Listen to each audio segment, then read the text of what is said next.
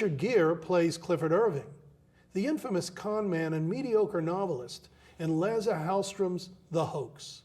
The film tells the true story of Irving's 1971 scam, in which he convinced the eminent publishers of McGraw-Hill and Life magazine that the shadowy billionaire Howard Hughes wanted him to ghostwrite his autobiography. The film follows Irving as he propels the scam forward with his friend and accomplice, Richard Susskind. But make no mistake, this is no light-hearted comedy a la The Sting. It is a dark character study of a driven man and his chaotic times. I've had it! Clifford Irving had nothing. Well, my life is at hand. I don't have a couch. Until... I got it. he told a little white lie. I'm working on the most important book of the 20th century.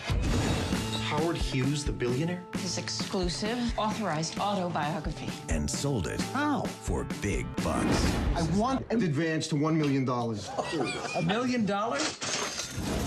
Yeah, you can still back out, but you gotta tell me now. Back out? Yeah. No, where are the Musketeers? Got everything here, the syntax, his speech patterns, everything. Take a picture. You can't photograph a government document.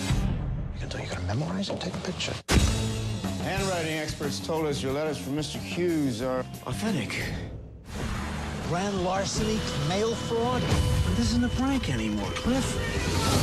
The Hoax. The more outrageous I sound, the more convincing I am.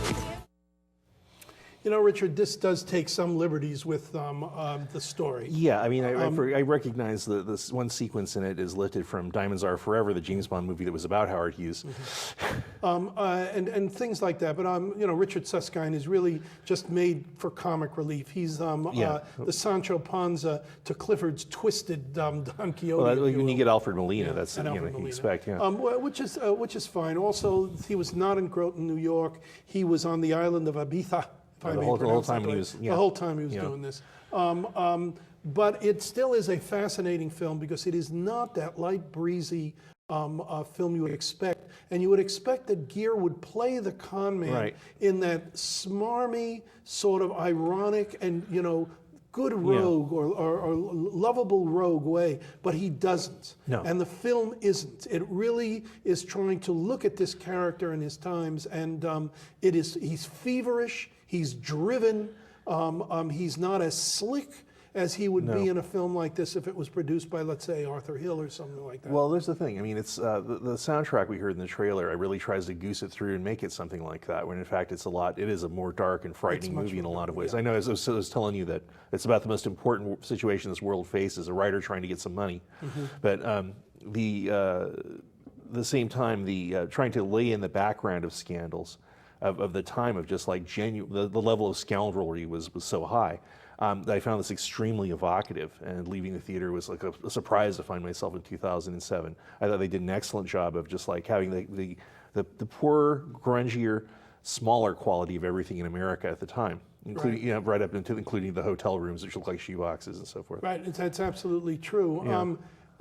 You know, this whole hoax, to get off the film there, that McGraw-Hill couldn't see through this was amazing, because Irving's book that he published right before this in 1969 was called Fake. Yeah, it's an excellent book. I've read it. It was the story of a con man, art forger by the name of Emile de Horry, and who he met on Ibiza and fascinated him. And even in the film that Orson Welles would then make several years later, F for Fake, called F for Fake, it has Irving going in and selling fake drawings to the Museum of Modern Art in New York. Well, I mean, so he has obviously got the con man sensibility, even before he does the Howard Hughes thing. Yeah, I mean, I'm sure there's like a general level of weaselry that Gere manages to obscure by his level of, his own personal integrity and so forth.